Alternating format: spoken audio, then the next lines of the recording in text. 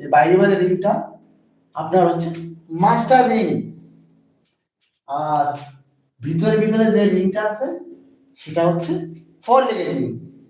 দেখুন 4 লেগের রিংয়ের সিস্টেম। এই রিংয়ের মাপটা আমি কোথা থেকে নেব? দেখুন কলমের সাইজ ছিল 600 mm, তার থেকে এই সাইড থেকে 40 mm কভার, 40 mm কভার 80 বাদ দিলাম, হলো 520। 520 এই সাইডেও 40 mm এই সাইড কভার, 40 mm এই সাইড কভার বাদ দিলাম হচ্ছে 80 বাদ দিলাম সাথে 520। তাই এবার দেখুন কয়টা বাটি আছে? একটা, দুটো, তিনটে, চারটে বাটি আছে। গ্যাপ কটা হচ্ছে? একটা, দুটো, তিনটে। টোটাল লেন্থ কত হলো? Total length 520।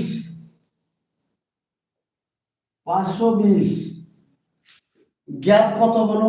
কয়টা গ্যাপ? একটা, দুটো, তিনটে গ্যাপ, ভাগ 3 করে দিলাম। দেখুন 520 ভাগ 3, 173 পেলাম। 173 আমার এটা থেকে এটা পেয়ে গেলাম 173, এর মাপটা আমি পেয়ে গেলাম। একদম সহজ উপায়। তাহলে এইটা বানাতে পারবো। এই মাপটা তো আছে, এই মাপটা তো 520, এই মাপটা বাকি ছিল, এইটা বানাতে হবে। দেখুন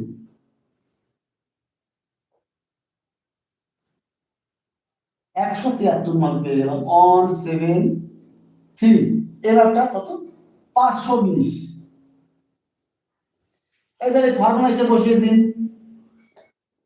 2 into a plus b plus 10b। এ কত আছে? এটাকে আমি এ ধরলাম, আর এই সাইডটাকে বি ধরলাম। তাহলে দেখুন 2 এ কত আছে? এ 520, এই সাইডটা এই সাইডটা এ হলে এই সাইডটা এ হবে 520। 520 প্লাস বি কত আছে? 173, 173। এইবার প্লাস, এই প্লাসটা এখানে দিয়ে আসলাম 10b। 10 কত? 10টা কিন্তু ফর্মুলা, আর 10b ডি কত? এভাবে রড দিয়ে রিং বানাতে হবে এই 8 এর রড দিয়ে। তাহলে 10 ইনটু 8, ডি এর জায়গায় 8 লিখে দিলাম।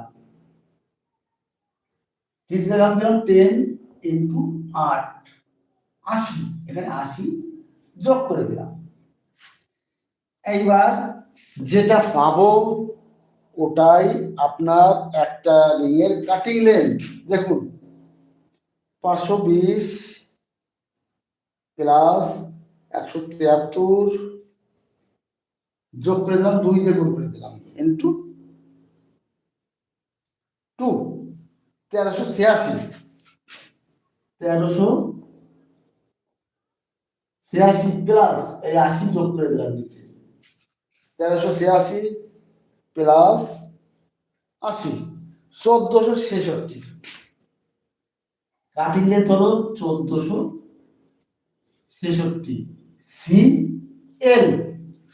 কাটিং লেন্থ মানে 1 মিটার 466 mm লম্বা একটা রড কাটলে এর একটা রিং বানানো যাবে।